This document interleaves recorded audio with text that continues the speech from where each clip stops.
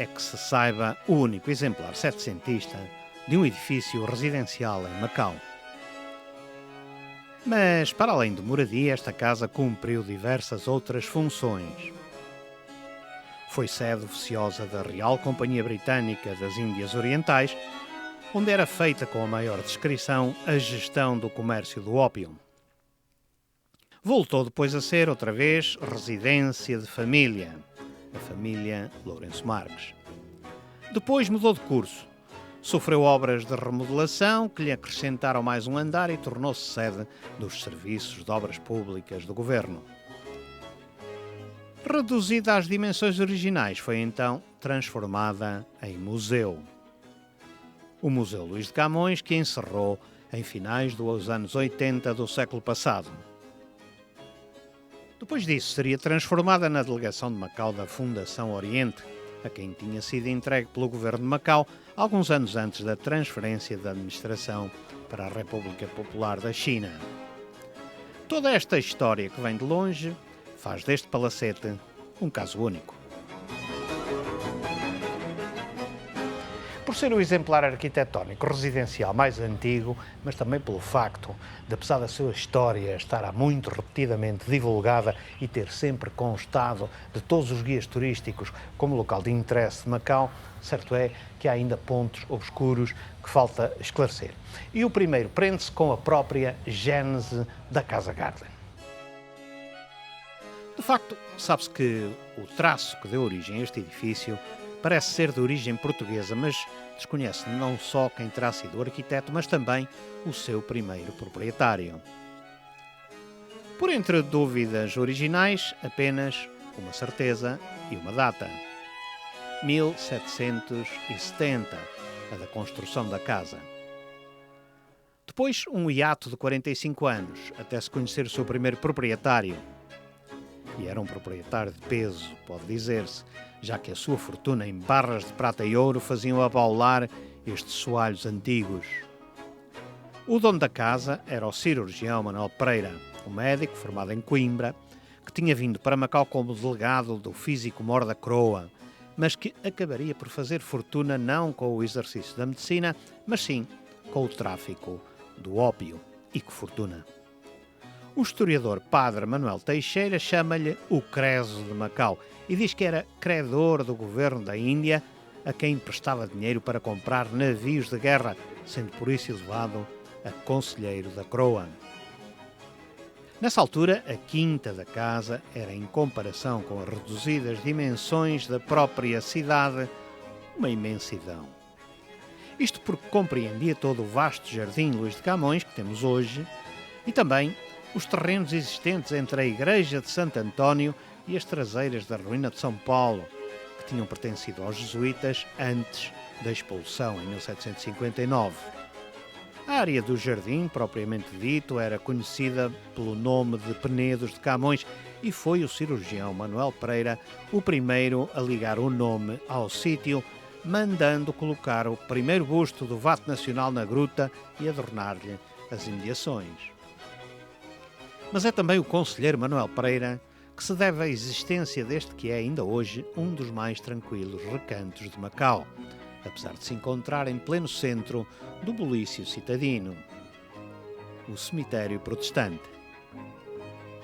Neste gracioso local permanece gravada uma parte da história da expansão inglesa para a China, principalmente alguns dos nomes que estiveram envolvidos nas chamadas guerras do ópio de triste memória, mas também personalidades destacadas da história de Macau, como o historiador Anders Ljungstad,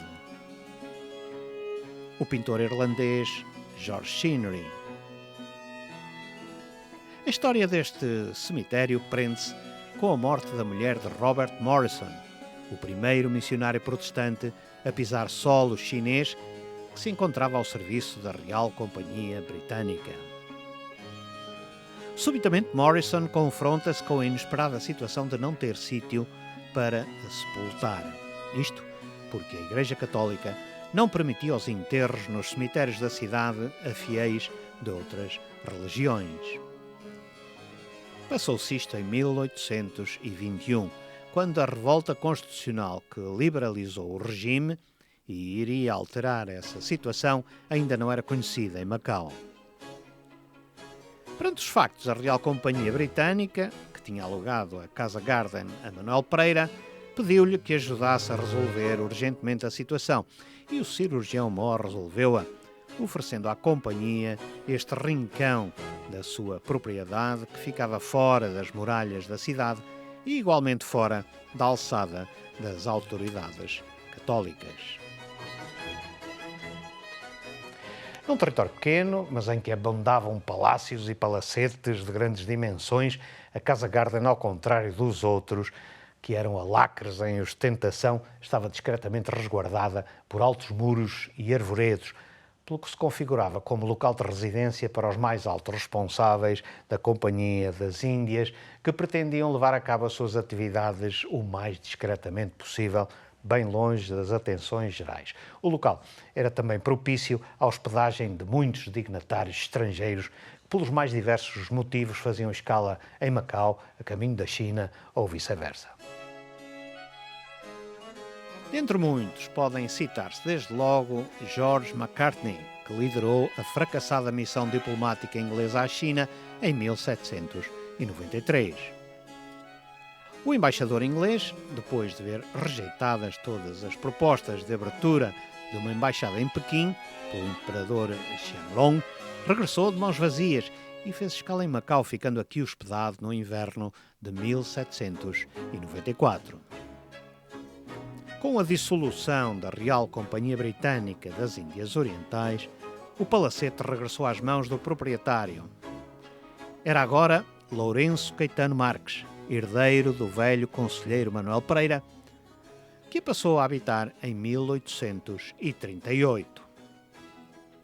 Seria então que o palacete receberia outro dos seus notabilíssimos hóspedes, o vencedor da Guerra Civil Americana, General Ulysses Grant, que era então o Presidente da República. Curiosamente, e apesar da fama, nem a quinta nem o jardim mereceram mais atenção do que algumas gravuras de viajantes. Chinnery, que retratou muitos dos locatários ingleses, por exemplo, ignorou o local, e a primeira das raras descrições de como era a Casa Garden foi feita pelo então governador de Timor, Leão Cabreira, de passagem por Macau em 1849.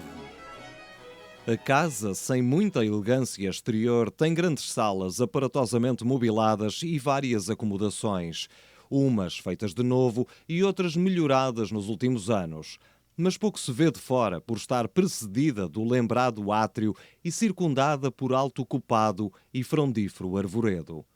Entra-se na quinta por um largo e rico portão de ferro existente ao seu lado direito no referido átrio, e desta entrada se utiliza o público, porque os delicados proprietários a facilitam para toda a sorte de pessoas.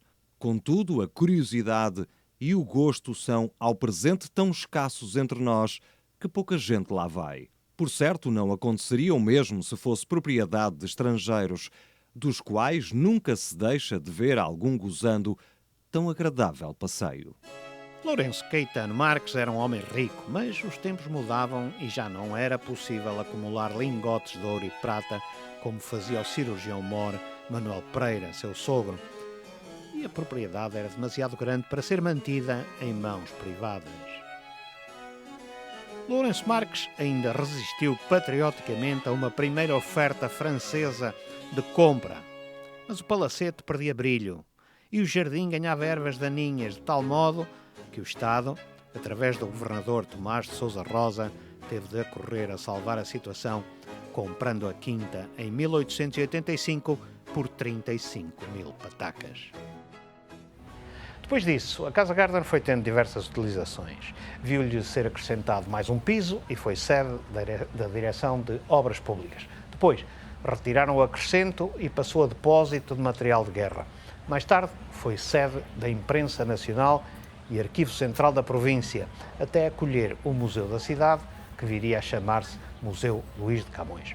O museu encerrou as portas em 1989 para dar lugar à sede de Macau da Fundação Oriente.